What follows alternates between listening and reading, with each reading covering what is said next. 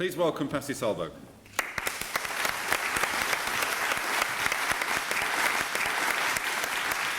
Well, good evening, everybody. It's very difficult to continue from what Peter was saying. It's a great honor to be here in this room and in this house, and I want to thank the organizers for giving me this opportunity. Do you understand my English all right? Yeah, I can speak Finnish to you if you want. It will be easier for me. Wonderful. I think this is extremely important theme and topic, and just like Peter before me, I'm going to tell you what I'm planning to do. In the first half of my 15 minutes, I will show you a little bit how the world looks like to me if we look at the international or global educational reforms and policies around the world. And then in the second half of my 15 minutes, I will speak a little bit about equality and equity, the two terms that are very close to one another but are not the same. And then in the third half of my 15 minutes, you see how good the math teachers have been doing here in England. In the third half of my 15 minutes, I'm going to leave you some lessons just like Peter did before me to consider for this important theme and topic. All right, so during the last 10-15 years, there has been a kind of an interesting term or concept emerging called global educational reform movement. This is not completely my own idea, but I've been working and doing research on this idea for a long time now. And this is basically an idea of looking at the different education systems and countries in the world and asking the question that how different education systems and countries are trying to improve their education systems. If you have the privilege to really travel around the world and sit down with the education policymakers and try to understand that on what principles and what ideas people in different countries and systems build their current education policies. These are some of the ideas that you can see. There are some things that are positive, like stronger focus on learning and expectations for everybody. But some of these that you see there have become a kind of a disturbing ideas in different parts of the world. The competition is one of those kind of fundamental principles in many countries now, when policymakers believe that competition is the best way to enhance both quality and also equality or equity in education system. You see standardization taking place now throughout the world, really, in a form of setting higher and broader standards for everybody on how to teach and how to learn and how to run the school and how to lead different things, hoping that this will elevate the overall performance. Test-based accountability is another one that you can see emerging in different parts of the world, meaning using standardized tests, just like Peter was mentioning, more and more for all sorts of purposes, not only seeing how much students and pupils are learning in the school, but also how well teachers and schools are operating, and using the data for all sorts of accountability purposes. Then you will see the school choice, the part of the competition, again, throughout the world. That's why we see these different types of and forms of schools, public schools turned into charter schools, academies, free schools, private schools, all sorts of things that Peter was also mentioning. This is a global phenomenon all around the world. And then finally, education is seen much more increasingly as a kind of a business opportunity. I live and work now in the United States, and I often hear there people saying that the public education in the United States is a $600 billion annual business opportunity. Just turning part of that public education into private ones is a huge opportunity for many to make money. People often ask me that, so where this global educational reform movement that is also known as GERM, if you take the first letters of these four words, you said GERM, which is a kind of a nice analogy to how people get ill and infected, that where this idea started. I'm going to show you the map, the same map, and you will see that it all started to me, according to my assessment, here in England in 1988 with the Education Reform Act, very quickly moved to North America, and there to Australia, New Zealand, and afterwards it's really become a kind of a global phenomenon. I've been speaking and working in all of these places where you see a little red dot, including Sweden over here. You'll see that Sweden has a little infection there because 20 years ago Sweden introduced this idea of free schools as a part of the kind of a choice market mechanism over there. But the people that have been working with me in all of these places have convinced me that there is a thing called GERM within the education system, as you saw before. So a good question now is that, so what do we know about this? Has this been a good thing or bad thing for these countries? If we look at the educational performance of the United States, England, Australia, New Zealand, the Netherlands, Sweden, or the other Scandinavian countries, the answer is very simple. None of these countries with the germ infection since late 1980s has been able to improve students' learning in math, reading and science, or any of these areas that is measured in the international studies. So there must be something that we have to ask about the kind of a correctness of these principles of competition, standardization, standardized testing, accountability, choice, technology, all these other ideas as drivers of educational improvement. And I'm going to touch upon two things, the equality on the other side and then equity that is often used in education discourse. So let me speak a little bit about this and show you what I have figured out from this. The first one is the inequality in the context of how the national wealth is distributed in different countries. And we all here know that our nations around the world are very different in this respect, that there are countries that are much more careful how to distribute the wealth and money to the people and citizens, and the others are not. Okay? But the image is interesting if we take the learning outcomes or student achievement there as the second dimension. So we are looking at how income inequality and students' learning, as we know through the OECD PISA study. I agree with Peter that PISA is a very useful and interesting kind of a measurement and set of data. It's very often misused and misunderstood, as I'll show you in a little while. But we can kind of play with this idea and ask that how income inequality or inequality of the nation and the level of educational performance are linked together. So if you move from left to right, you will see the inequality getting worse. So more unequal nations will be there on your right-hand side. And when the educational performance in math and reading and science, these 15-year-old studies, is the national average is higher, it will go up there. Okay? And now my first question here tonight to you is that where do you think United Kingdom is?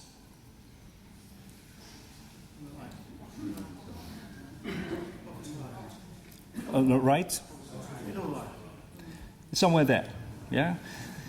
So it's a little bit off the worse than the international average, and your educational performance in the last OECD PISA study was very close to the international average. So that's why this is where England is. This is where the United States is. The inequality is worse there.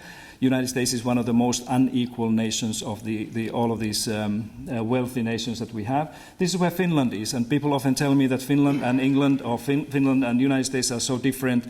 We are very different in this very respect of looking at how our countries, through taxation and many other means, distribute the wealth. That is almost the same here in the United Kingdom, United States, and in Finland, but we have a different ways of sharing what we have to people. And here you will see all the other, most of the OECD countries that are the wealthiest nations in the world. And you will see that there's an interesting negative correlation between the national income inequality and the educational performance. Of course, this doesn't mean that you can draw any causal conclusions out of this, but it's interesting showing that the more unequal nations tend to do worse in their education, and actually it's true with almost everything.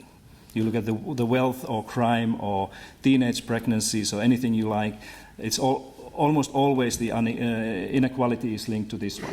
Okay, so this is about the income inequality and the learning, which is, I think it's very important to keep this in mind. But let's go and look at the equity. There's a different term to me, and if you go to the literature, educational literature, you will find very different meanings for the word equity in education. Equity here simply means, take a look at where the children are coming from when they come to school and how well they are performing in a school. If you have an inequitable education system, it means that the education system is doing more service for those who come from more advantaged backgrounds, okay?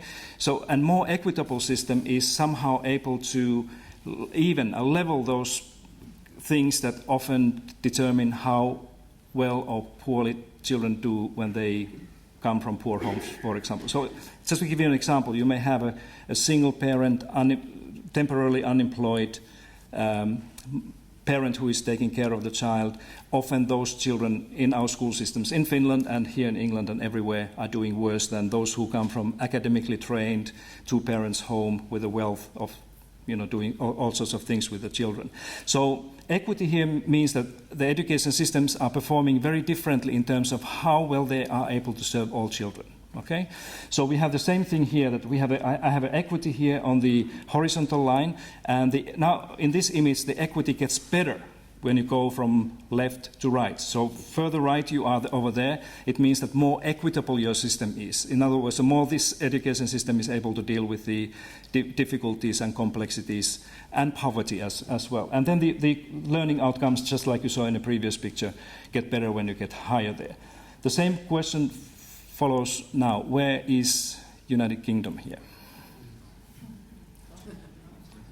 You are very close to the international OECD average. They're very close to the equity average and also the learning outcomes. This is where the United States is, not very different to compared to the United Kingdom, a little bit less equitable. This is where Canada is, a very different education system. Canadian provinces are performing a little bit differently, but the whole country of Canada is over there. This is Sweden and all the other OECD countries. And now, if you look at the pattern here, you will see something interesting, that these flags, these OECD member state flags, they are not all over the place in this graph, right?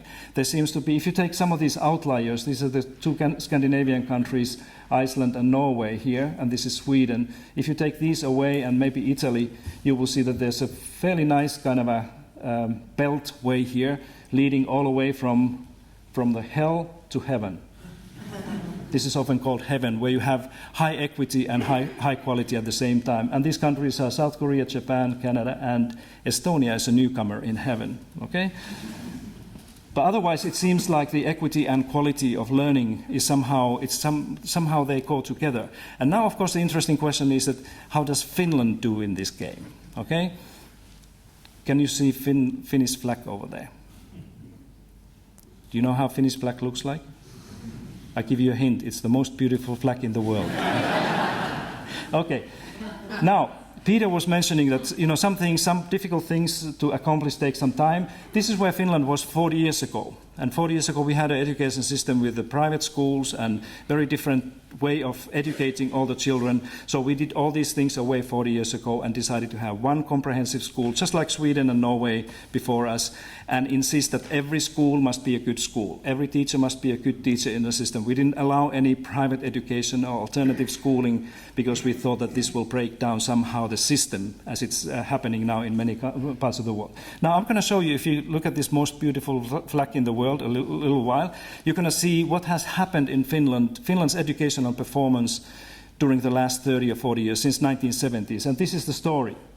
And it's very important to keep in mind that we spent about 20 years from early 1970s to 1990s to invest heavily on equity and make sure that every school is a good school. Every child has these services through special education, health, caring, nutrition, broad-based curriculum, great teachers, and all sorts of other things in every school every day. And it takes time to do this. We had a lot of people that time when we entered the 1990s who were saying, this was right after the 1988 education reform here, when this market-based idea started to enroll also in the northern part of Europe, by saying that Finland, we're wasting our talent, that we are destroying our nation because we are not letting all these talents and skills that we have within our young people to flourish through alternative schools, like Sweden was doing. Okay, but the Finns we didn't give up. We continued working all the way until the PISA came for the first time. And often we say that the OECD PISA study saved Finnish education because it was a kind of a first time to prove and show how well we were doing actually internationally. Okay. So this is where you see the usual suspects in this PISA league table: Shanghai, Singapore, and Hong Kong. And the only comment here is that if you look at Shanghai and Singapore, they have a huge issue with equity there. So they should not actually be used as models for successful education system or even high-performing school systems, because they have a serious issue with equity. Often when I come here to England, I hear your secretary referring to international models, exactly these two countries, and Sweden. And none of these countries are actually good examples for high-performing or successful school systems. This is where the different parts of the United Kingdom are performing very similarly. There's not really too much difference in terms of how children learn math and reading and science, but Northern Ireland, for example, and Wales are doing differently in terms of equity, and this is a very interesting finding. Again, raises interesting questions about what's going on in these different parts of the United Kingdom. Okay, do you find this interesting? It's an extremely useful picture of a different way of looking at this OECD PISA. How many of you have read the latest PISA results, PISA studies? Okay, few. All 2,500 pages of that. Now, don't take me seriously, please, here, because if you want to understand what the OECD PISA 2012 is actually telling, you have to read all these 2,500 pages, all these 5 volumes of 500 pages each. Okay? And you have to read all the way to the 4th volume. Remember, you have been reading about 1,500 pages before you get to the real story. Okay? And I'm going to show you just 2 things from the latest OECD PISA study, nothing to do with the league tables. Okay? But some of the fundamental results that, for me, for example, that the OECD itself is reporting in the 4th volume of this 2012 study. There are 2 things only, but they are very significant conclusions for everybody here. The first one, the first so-called PISA result, is that school choice and competition are not related to improved performance across the OECD countries. So if you want to look at the kind of overall performance of different, all these 65 countries, education systems that were there, this is what the OECD concludes. That school choice and competition, they are not the best drivers to improve the performance of your school system. The second one is that greater equity and autonomy over curriculum and assessment seem to improve performance. Okay? Equity is one word here, what I was speaking about. So those education systems that systematically invest in equity, understand what it is, and drive performance with equity seem to be doing better. Very significant conclusions and findings. These, ladies and gentlemen, these are the PISA results to me. Has nothing to do with where England or Finland is. And let's keep it this way. And finally, I have 5 things for you that come from not only from Finland, but from all these successful education systems that you saw there in heaven. Okay? The first one is that there seems to be a kind of a lesson that we need to rely less on competition and try to drive our education policies and reforms through collaboration, cooperation, networking, and sharing ideas at all levels of education system, not only between the nations, but between pupils, teachers, schools, principals, districts, whatever you have, okay? So that the collaboration should be the kind of a driving force of education policies and reforms. Competition should be sitting in the back seat. I'm not saying here that competition is a bad thing, but I'm just saying that there's no evidence that the competition-driven education reforms or policies would have led to improved educational performance. The second one says that we should have less confrontation between the teachers and the schools and the society or politicians or powers, and more consensus building. And this is a very common lesson from all successful education systems, that none of the current successful education system has a confrontation going on between teachers and the rest of the society. It's a simple like this. So the confrontation, when there is a kind of a fight and argument between the schools and teachers and others, it's a kind of an indication that there's something wrong that is often leading to bad performance. So let's try to get rid of this. Third one is that I think we should have less too early learning, focus on too early learning, and more focus on giving children time to play. I was interviewed last week by BBC. Somebody called me from BBC 5 Radio asking about what do I think about the Ofsted head's idea that 2-year-olds here in England should be sitting a kind of a structured instruction, and I said that it's a lunatic idea. It's not from this world. Many of the most successful education systems, they let their children play. In Finland, we let our children play until they are 7.